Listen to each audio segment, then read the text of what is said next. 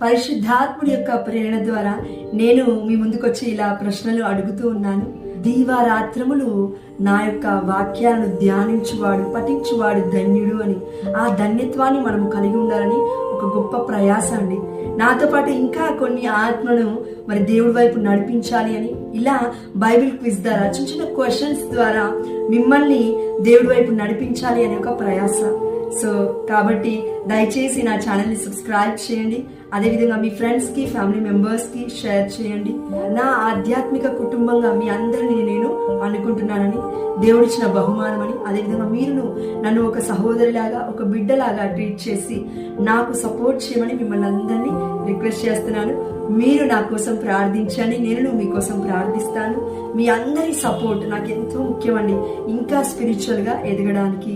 ఈ చిన్ని ప్రయత్నాన్ని, అదేవిధంగా ఈ రోజు మనందరినీ దేవుడు మెండుగా ఆశీర్వదించు.